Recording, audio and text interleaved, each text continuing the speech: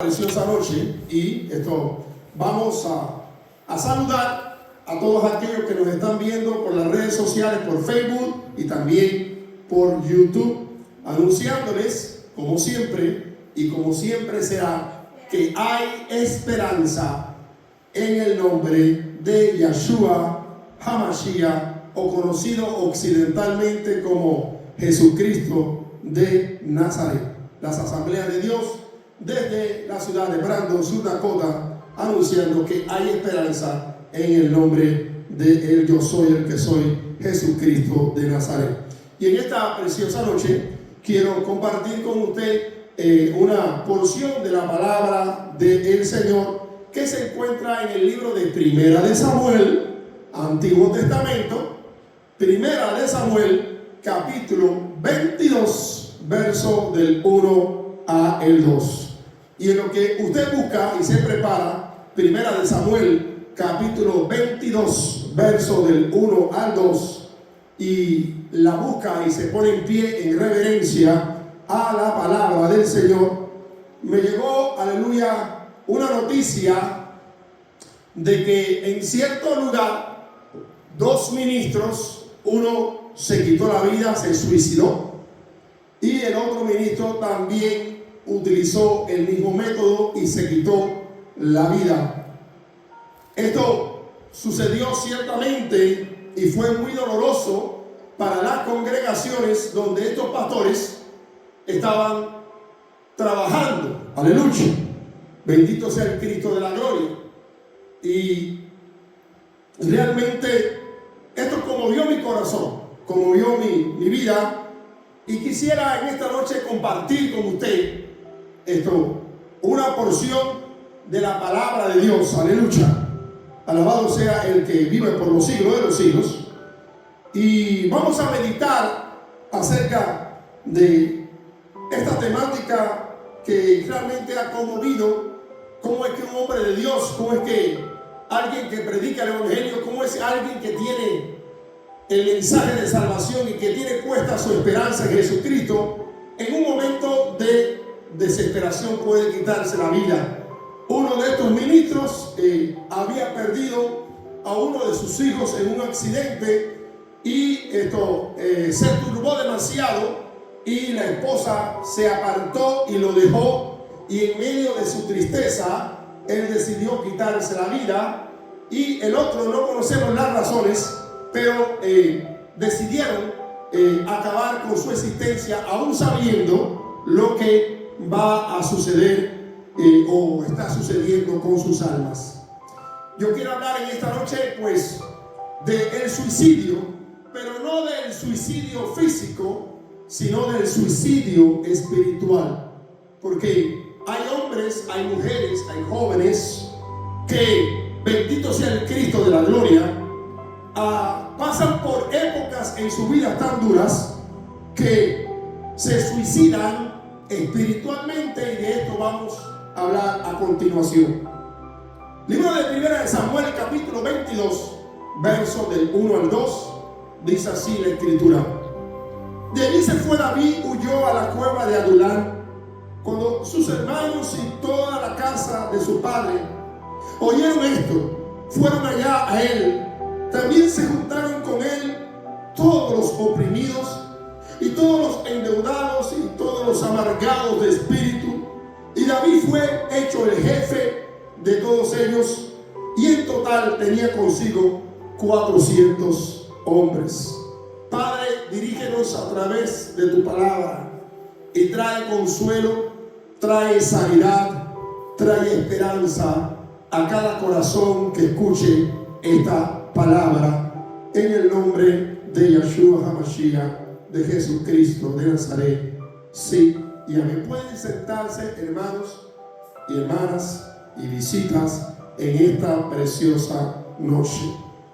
La escritura nos narra una época oscura, una época muy difícil del patriarca del rey David, en la cual, a pesar de tener el llamamiento de Dios, a pesar de haber sido derramado sobre él el aceite de la unción, aleluya, a pesar de tener un llamado real, aleluya, bendito sea el Cristo de la gloria, estaba pasando por un momento muy difícil de persecución, de tristeza, de soledad y de angustia. Y es que, amigo y hermano, el ser cristiano, el tener el Espíritu Santo, no significa que no vamos a llorar, que no vamos a pasar por momentos de angustia, que no vamos a pasar por momentos de desesperación o de agonía. En ningún momento la Escritura nos dice que las cosas van a ser así,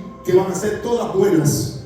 Y en esta época dice la palabra de Dios que a David se juntaron, viéndolo en su aflicción, en su tristeza, en su dolor, todos los oprimidos. Miren qué grupo de personas les acompañó: todos los endeudados, todos los amargados de espíritu, personas que estaban amargadas, junto con la familia del rey David. Y en total eran 400 personas que estaban con David en esta cueva. El suicidio espiritual, entonces, es una tragedia silenciosa, una muerte interna que puede ocurrir aún mientras seguimos respirando.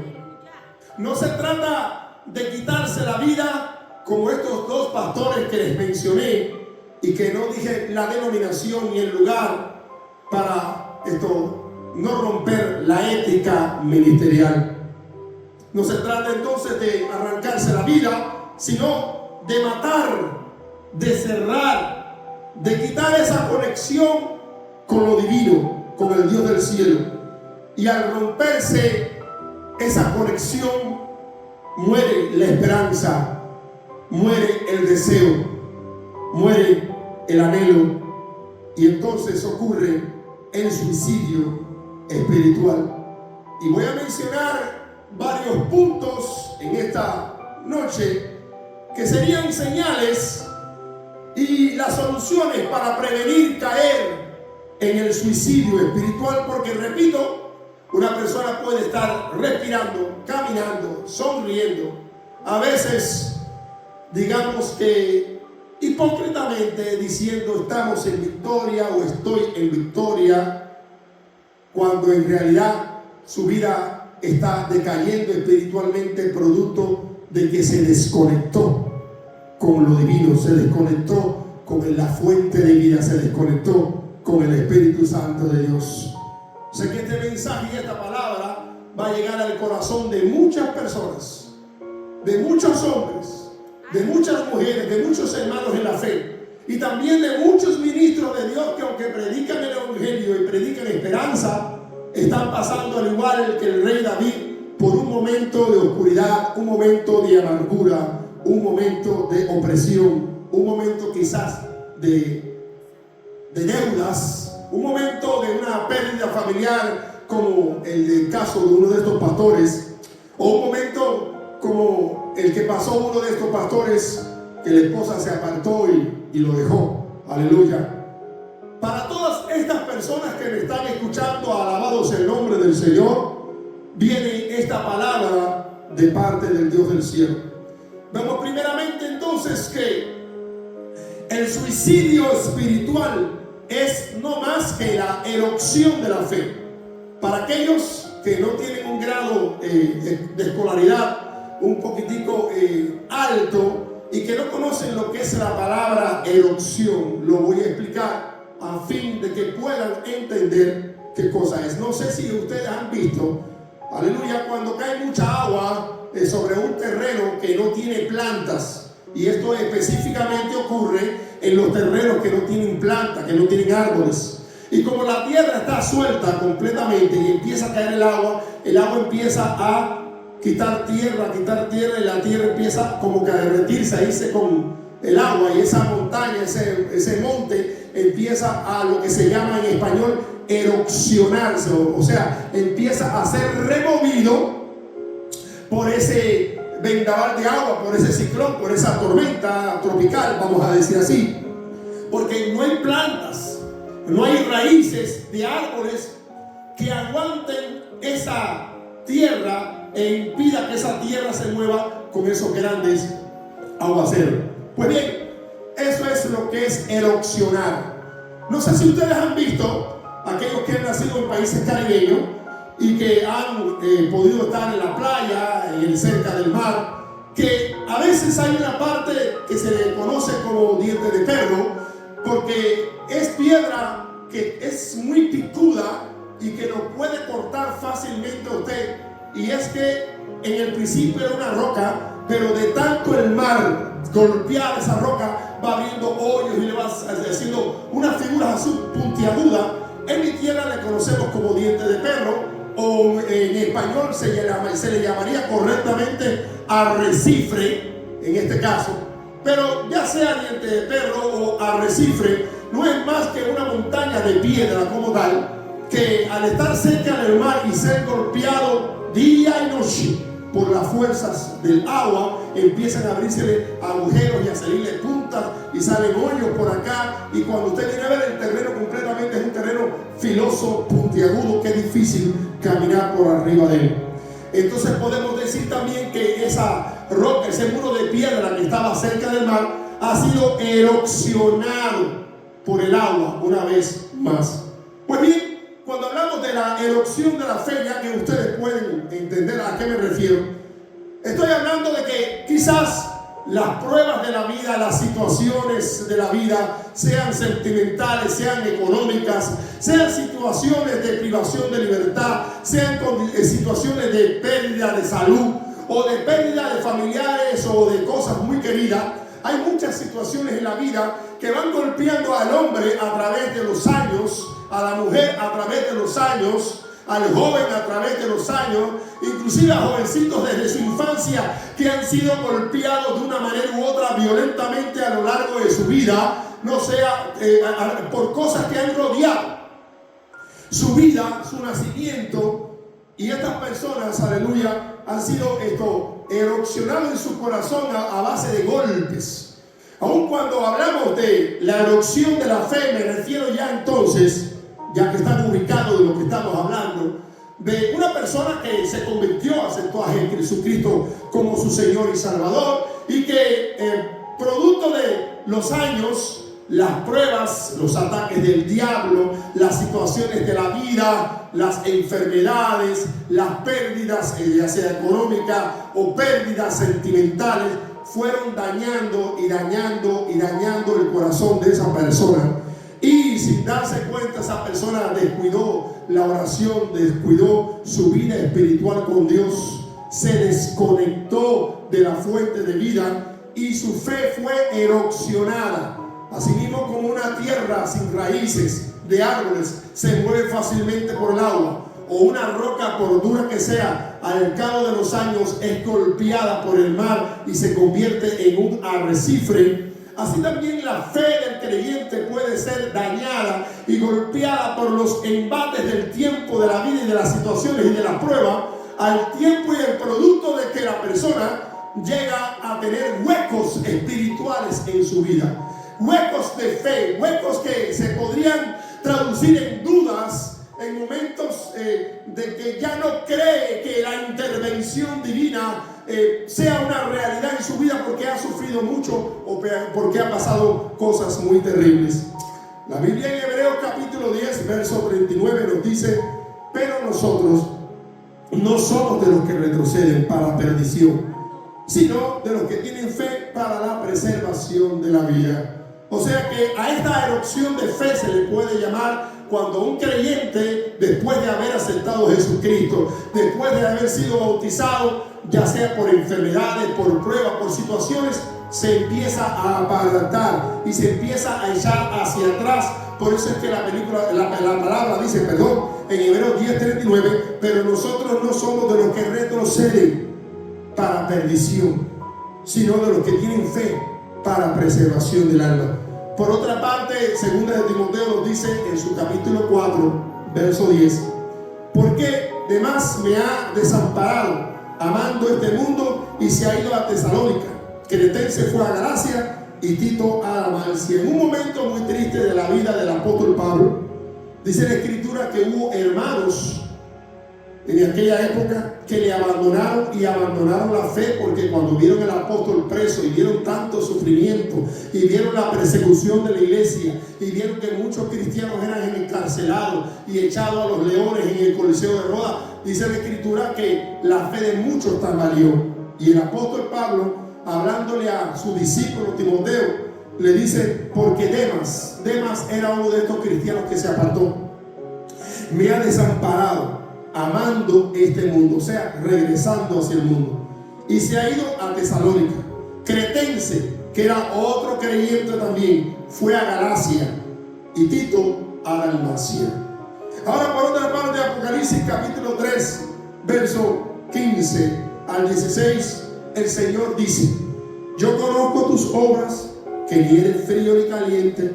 Ojalá fuese frío o caliente, pero por cuanto eres tibio y no frío ni caliente, te voy a vomitar de mi boca. O sea, el Señor, el Espíritu Santo de Dios, está hablando a aquel creyente que su fe ha sido erosionada por las luchas, por los ataques del diablo, por las situaciones de la vida, y que ahora ya no es un cristiano ferviente en la oración. Ahora ya no lee la Biblia como antes. Aleluya. Ahora, bendito sea el nombre de Dios, ya su fe ha decaído tanto que ha perdido la confianza. Le es fácil dejar de ir a la iglesia. Le es fácil pasarse semanas enteras y no leer la Biblia. Alabado sea el nombre del Señor. Y su fe ha sido erosionada sin él o ella darse cuenta. Vemos también entonces que este suicidio espiritual sería la pérdida de la esperanza. Hay un dicho callejero que dice que lo último que se pierde es la esperanza, y que mientras hay esperanza hay vida, porque la persona, mientras que tiene esperanza, continúa luchando. Proverbios capítulo 13, verso 12 dice: la esperanza que se demora enferma el corazón, pero el árbol de la vida es bueno y es un deseo cumplido. La pérdida de la esperanza es algo que trae enfermedad al corazón del ser humano, porque cuando ya usted no espera que Dios vaya a solucionar su asunto, cuando usted ve que el Señor quizás demora una petición que por años, en este caso, ha tenido, quizás por meses, ha tenido delante de la presencia del Señor, y no ha encontrado la respuesta o la solución, ya sea una solución de salud o de económica o de algo perdido que usted desea recuperar, pues dice el libro de Proverbios que la esperanza que se demora enferma el corazón, pero el árbol de vida es cuando un deseo se cumple rápido. La pérdida de la esperanza, dice la Escritura en Romanos 15:13: y el Dios de esperanza os llene de gozo, paz en el creer, para que abundéis en esperanza por el poder del Espíritu Santo. Nuestro Dios, Yahweh, es conocido como el Dios de esperanza, el que infunde esperanza en el ser humano. Y es que aún hasta el incrédulo, el que no cree en Cristo, el que no cree en Dios, vive de esperanza. Usted trabaja, aleluya, con la esperanza de que cada viernes o que cada 2 semanas o que una vez al mes le van a dar un cheque. Usted se compra un carro nuevo con la esperanza de que va a terminar de pagarlo. Usted se casa con la esperanza de que le va a ir bien. La mujer se deja embarazar con la esperanza de que el niño no nazca con defecto y todo salga bien. Y así podríamos mencionar muchísimos eventos en la vida que, aunque no están relacionados con la fe cristiana, el ser humano en el sentido general vive de esperanza y a través de la esperanza. Por eso es que cuando una persona pierde la esperanza, la batalla cesa. ¿No ha escuchado usted personas que en el hospital han estado enfermos graves de diferentes enfermedades? Y el espíritu de esa persona es fuerte y lucha, y la enfermedad es grave que casi lo está matando. Y muchas veces ha llegado el médico y ha llegado a la familia y le ha dicho: la enfermedad lo está acabando, pero él o ella, no importando el sexo, tiene una esperanza, un espíritu muy fuerte, está luchando y luchando. Ya en otro caso, yo he visto, dice el doctor, que personas que han estado en este tipo de enfermedad ya han muerto. Pero ella, dice el doctor, no se rinde. No he escuchado esos casos. Eso sucede cuando una persona tiene esperanza de vida y se resiste. Se resiste a morir porque tiene esperanza de que aún va a salir de eso, aunque el médico le está diciendo ya tu caso es terminal. Ahora bien, Lamentaciones capítulo 3 verso 18 dice: pereció mi fortaleza y mi esperanza de Jehová. El profeta Jeremías, el autor del libro de Lamentaciones, en un momento en que la condición del pueblo de Israel, cautividad, destrucción, tantas cosas que vio este profeta, dice que él exclamó: pereció mi esperanza y mi fortaleza de parte de Dios. O sea, aunque era un profeta y aunque fue uno de los grandes profetas del Antiguo Testamento, vio tanta destrucción alrededor suyo que él exclamó que había perdido la esperanza de parte de Dios que las cosas fueran a cambiar. Vemos entonces que no solamente la erupción de la fe conduce al suicidio espiritual, sino también la pérdida de la esperanza. Pero también el aislamiento espiritual, cuando una persona se separa de la iglesia, cuando una persona deja de buscar de Dios, cuando una persona ve a los creyentes por aquí y sale corriendo por allá, huye la manera de que le hablen de Dios, de que le hablen de la palabra de Dios y trata de alejarse. Ese aislamiento espiritual, que ahí viene el pastor y me va a regañar otra vez porque sabe que yo estoy haciendo lo malo y ya yo no quiero que, y la persona, y ahí viene mi esposa otra vez a estarme diciendo, o mi esposo a estarme diciendo que lea la Biblia, que ore, que me levante, y la persona empieza a huir, en este caso a tener un aislamiento en su vida espiritual, a separarse, como repito, de la fuente de vida. Ahora, por eso es que el libro de Hebreos nos dice claramente en el capítulo 10, verso 25: no dejando de congregarnos como algunos tienen por costumbre, sino que exhortando tanto más cuando ven que aquel día se acerca. Desde los tiempos del apóstol Pablo ha habido creyentes que no les gusta congregarse con frecuencia, o les gusta ir a la iglesia cuando su ánimo está alto, pero cuando su ánimo está bajo ya no quieren ir a la iglesia. Creyentes que tienen una baja estima terrible, creyentes que no tienen, digamos que, una esperanza de su vida, de que las cosas cambien. Hombres y mujeres que viven en esta vida y en esta tierra, pero siempre tienen un decaimiento espiritual, tienen un espíritu pobre.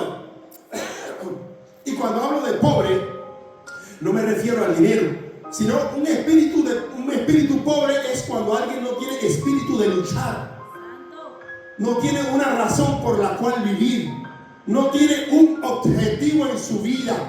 Es una persona conforme, sabe que si estudia 2 años puede mejorar su situación de salario, un ejemplo, o sabe que si se muda de ciudad puede encontrar un mejor salario, pero prefiere quedarse en ese lugar ahí. ¿Para qué voy a moverme? ¿Para qué voy a estudiar? Van, trabajan 2 o 3 meses. Que el trabajo aquí. Que el trabajo allá.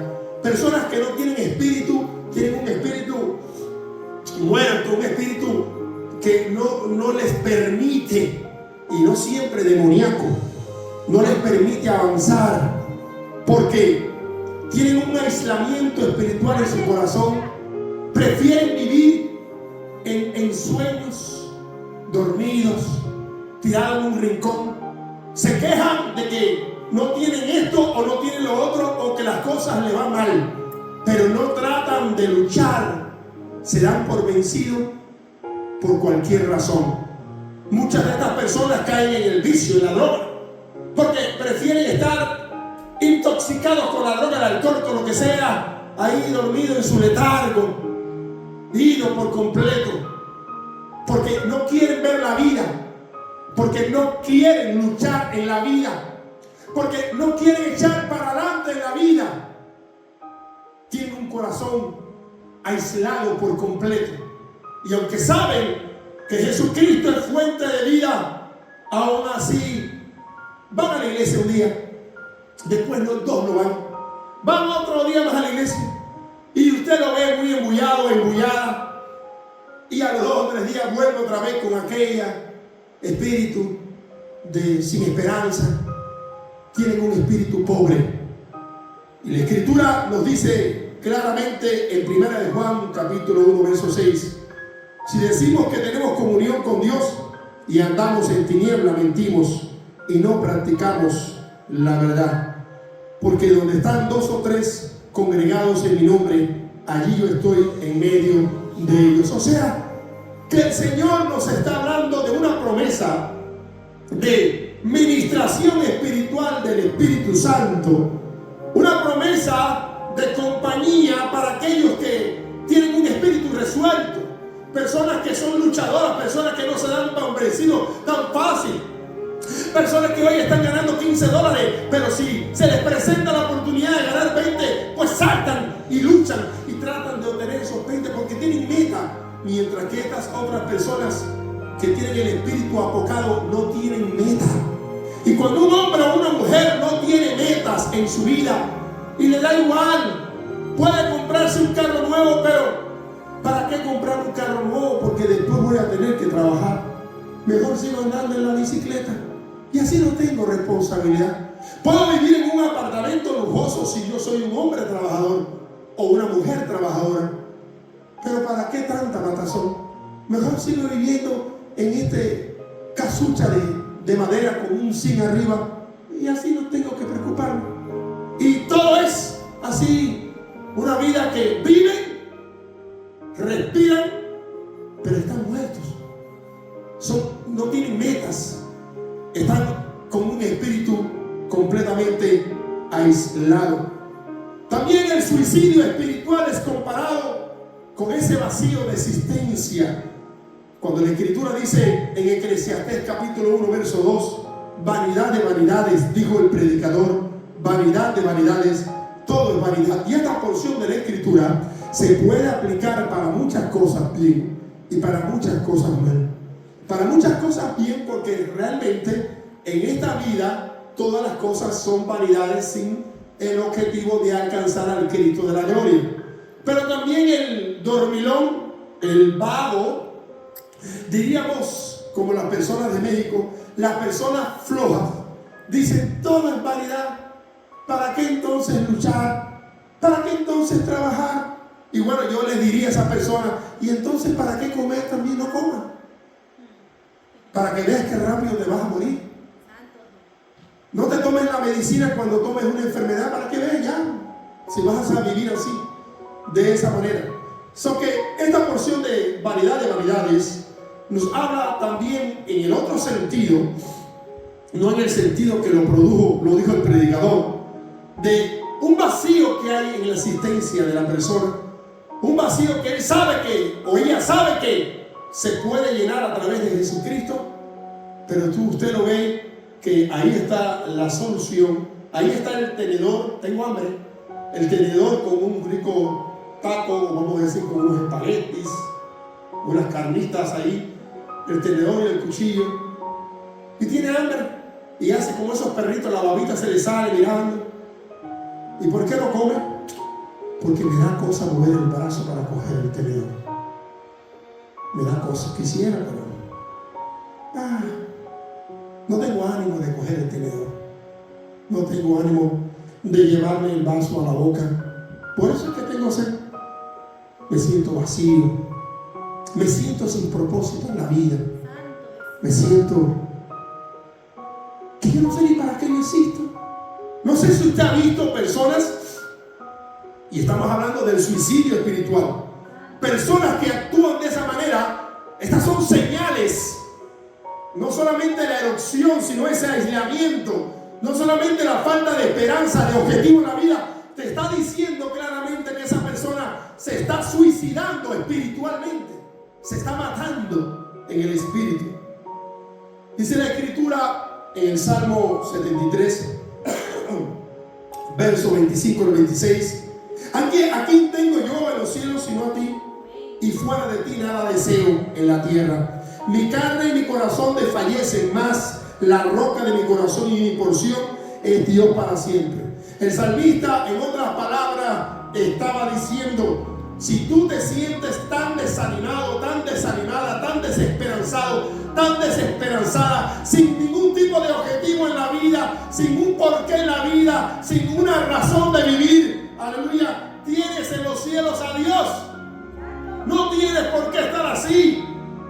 Toma ventaja, acepta a Jesucristo, agárrate de Él y deja que Él encamine tus pasos. Vemos entonces que el suicidio espiritual también no solamente es un vacío, sino es un peso del pecado y la culpa. La Escritura nos habla en el Salmo 32, verso 3-4: mientras callé, se envejecieron mis huesos, y en mí gemí todo el día, porque de día y de noche se agravó sobre mí tu mano, se volvió verdor en sequedades de verano. Y por otra parte, 1 Juan 1:9 dice: si confesamos nuestros pecados, Él es fiel y justo para perdonar nuestros pecados y limpiarnos de toda maldad. Y Romanos capítulo 8, verso 1 dice: ahora pues, ninguna condenación hay para los que están en Cristo Jesús, los que no andan conforme a la carne, sino conforme al Espíritu. El peso del pecado y la culpa. Esto es otra cosa que mata espiritualmente a la persona.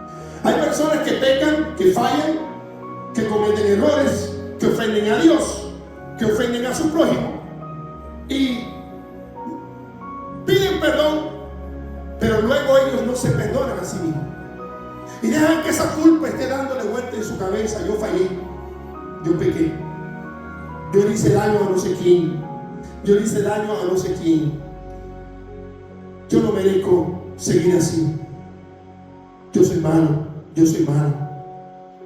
Y andan cabecibajo y pasan los meses y las semanas, y aunque la otra persona, aunque Dios le perdonó, aunque el pastor le perdonó, aunque todos los hermanos de la iglesia lo aman o la aman, no importando el sexo, estamos hablando en sentido general, esa persona continúa diciendo: no, pero yo caí, no, pero yo fallé, no, pero yo hice lo malo.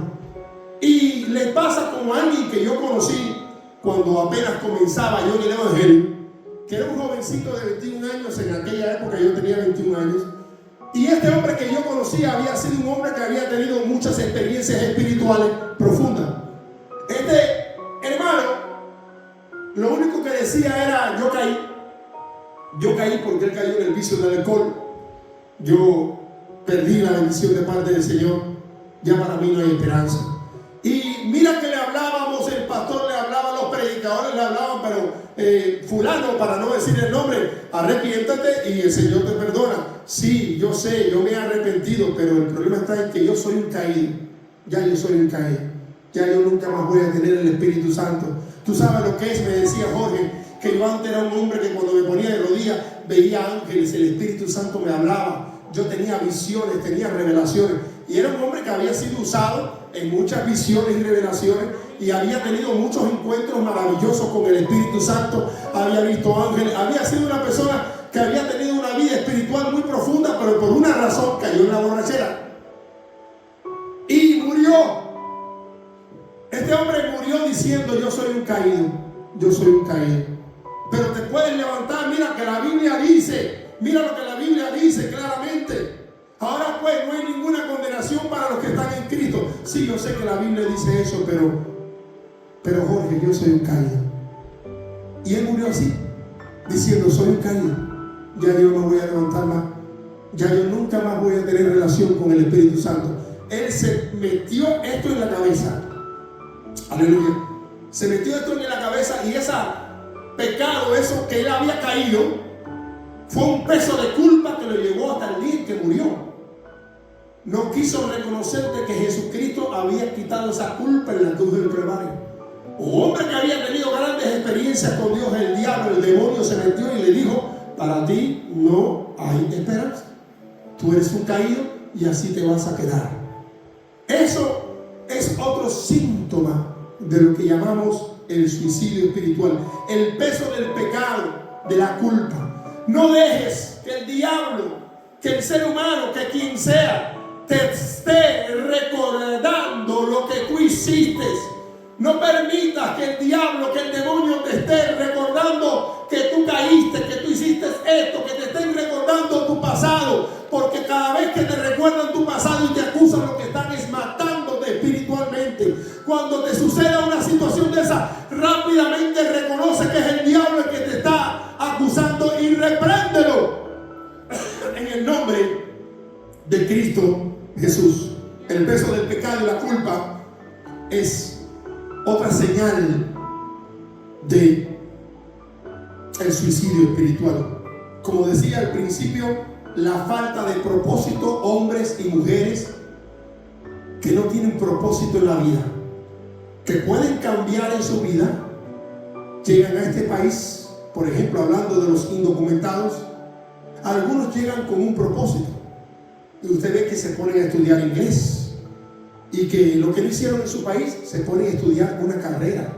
Y hoy hay indocumentados en este país que llegaron, hablan tremendo inglés, estudiaron una carrera, quizás no tengan los documentos todavía, pero tienen una profesión con un título que lograron en este país y tienen hasta su pequeña empresa y ahora están luchando por sus papeles, pero llegaron con un objetivo. Yo era pobre en Guatemala, yo era pobre en mi país, no sé, mi familia no tenía nada, y llegaron a este país y dijeron: en este país el idioma es el inglés, yo voy a aprender inglés, pero yo no voy a quedarme con el inglés, yo tengo que ser alguien.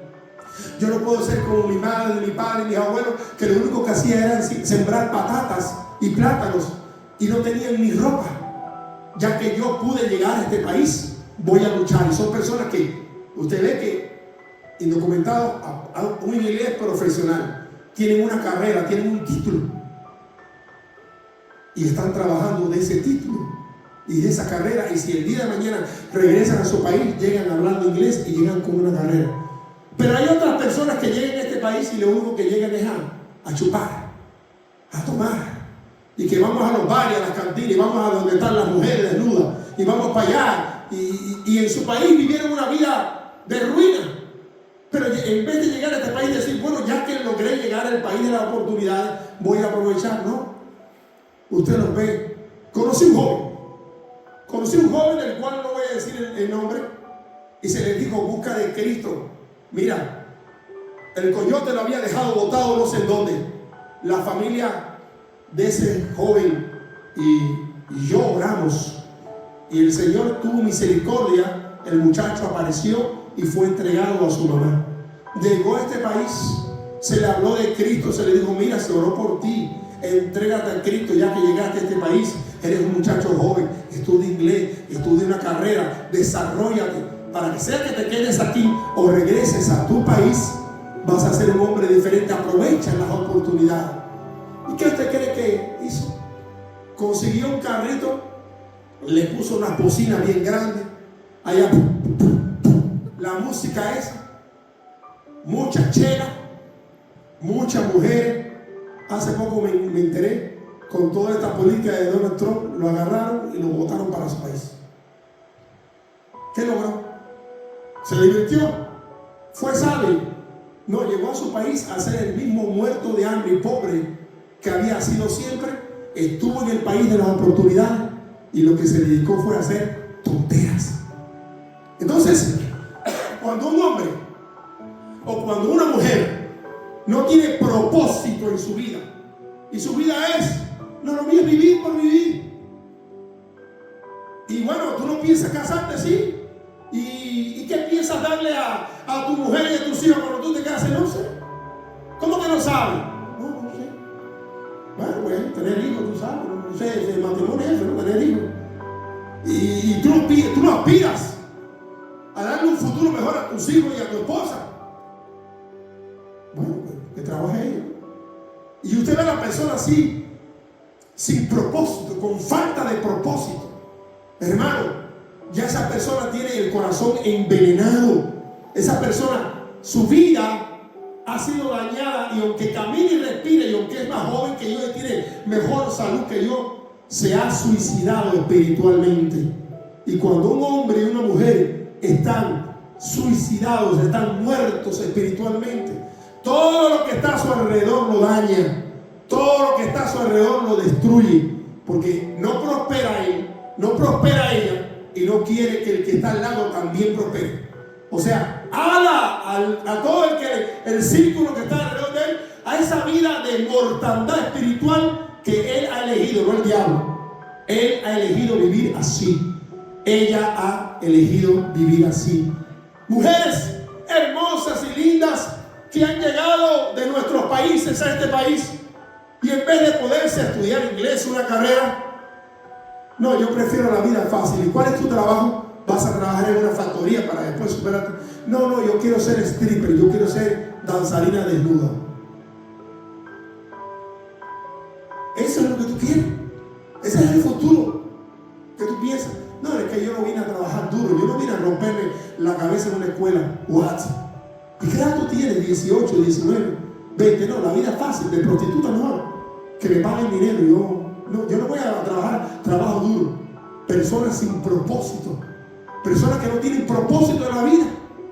Que piensan que su vida viven, como digo yo, en un limbo por vivir. Personas que se han matado, se han puesto el título de muerte en su propia vida espiritual. Entonces, quiero decirle, para terminar en esta preciosa noche, sí, ciertamente David estaba pasando por un momento difícil. El rey Saúl lo estaba persiguiendo y quería matarlo a cada rato, y aunque tenía la unción sobre él y el llamado espiritual, se sintió deprimido, se metió en una cueva desesperado porque ya no sabía qué iba a hacer, y allá se juntaron con él todos los que estaban amargados, enlutados y arruinados.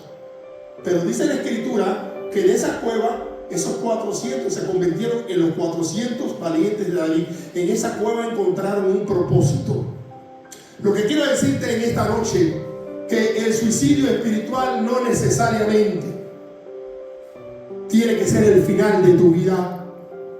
Joven, jovencita, que has cogido la vida fácil y que prefieres mejor que te paguen por tu cuerpo y piensas que esa es tu vida. Joven, que estás detrás de la droga, que piensas que eso es lo mejor para ti. Mujer, hombre, no necesariamente anciano, sino maduro, ya de 30, de 20 y pico años largos. El suicidio espiritual no tiene que ser el final para tu vida. Hay una esperanza de restauración en tu vida y de vida abundante, y esta se encuentra en Jesucristo de Nazaret. Creyente, pastor, diácono, obrero, capellán, que un día brillaste en las filas del Evangelio, pero que hoy, por la razón que sea, estás pasando un momento de oscuridad y estás viviendo una vida a medias, lejos de la iglesia, y te justificas de que si esta iglesia está mal, que la otra está mal, que la otra está mal, y buscando justificaciones para no ir a la iglesia, buscando justificaciones para no buscar de Cristo. El suicidio espiritual no tiene que ser el final para tu vida. Sí, si es triste el suicidio físico, cuando un hombre o una mujer se quita la vida pensando que así va a tener felicidad y despierta en un infierno ardiente para siempre, el suicidio espiritual es mucho peor, porque los años que vivas en esta tierra, sean 70, sean 80, son años de pura ruina, de vivir como en un sueño, sin esperanza y sin motivación. Pero en esta noche el Espíritu Santo te está diciendo: ese no tiene que ser tu destino. No mueras como aquel hombre creyente, pastor, que me escuchas, diciendo: yo soy un caído, yo fallé. Si fallaste, arrepiéntete delante de Cristo de todo corazón, entrégale tus cargas a Cristo y no dejes que nadie te acuse, ni dejes que nadie te restriegue tu error en tu cara. Cuando eso suceda, repréndelo en el nombre de Jesucristo y levántate. No creas que porque caíste, hermana, o porque caíste, hermano, ya de ahí no te vas a levantar, porque escrito está: 7 veces cae el justo y de todas las levantará Yahweh. El Señor te va a levantar, y si el Señor te levanta Y si el Señor te justifica, ¿quién es el hombre para estarte recordando lo que hiciste? ¿Quién es el diablo para estarte recordando lo que tú hiciste? Entonces, en esta noche quiero animarte que así mismo, como aquellos 400 hombres enlutados, amargados, endeudados, amargados de espíritu, entraron a la cueva de Adulam, que significa la cueva de la transformación, y entraron con David, que también estaba enlutado y amargado, pero que cuando salieron de allí, salieron los 400 valientes de David, que andaban con él en las batallas más importantes. Así te animo a que te sacudas el polvo y que tomes una decisión en esta noche de hacer algo con tu vida física y de hacer algo con tu vida espiritual. No pienses que porque naciste en un hogar pobre o arruinado, o porque tu familia son así, son allá, tú no vas a tener la oportunidad de llegar a ser un brillante abogado, un brillante técnico, una brillante enfermera, un brillante traductor de idiomas. Todo lo que tú te propongas en Cristo Jesús lo vas a lograr. No solamente la salvación de tu alma, pero tienes que buscar y tener un propósito en tu vida. ¿Por qué haces esto? ¿Y para qué haces esto? ¿A qué Dios te trajo a este mundo? ¿Cuál es el propósito tuyo en la vida? Llena tu mente de pensamientos positivos, y para eso tenemos este libro maravilloso de la palabra de Dios.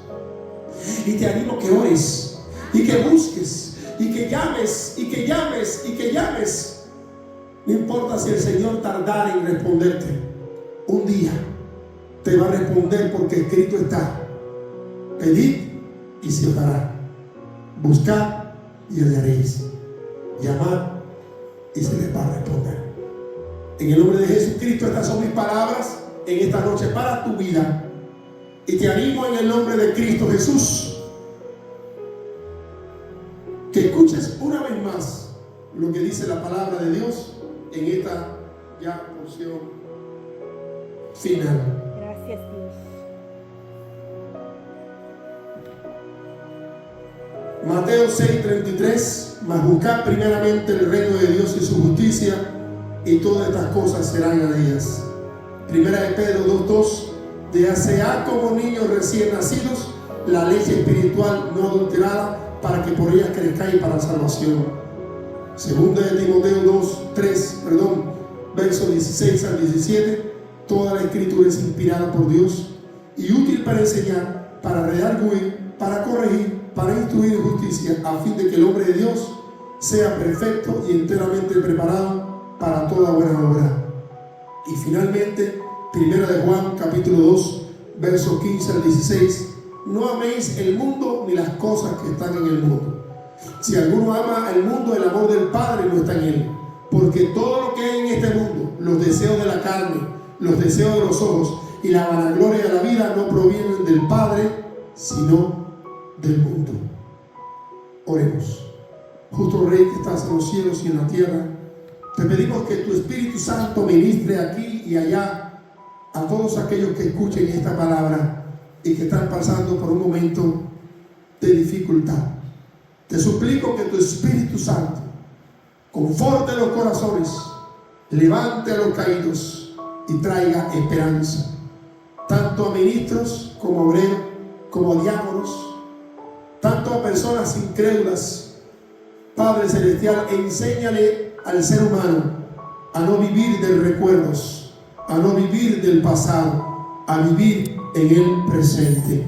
En el nombre de Cristo Jesús, porque esa es una de las artimañas del diablo, hacer que las personas vivan en un sueño, pensando solamente en lo que fue en el pasado, bueno o malo.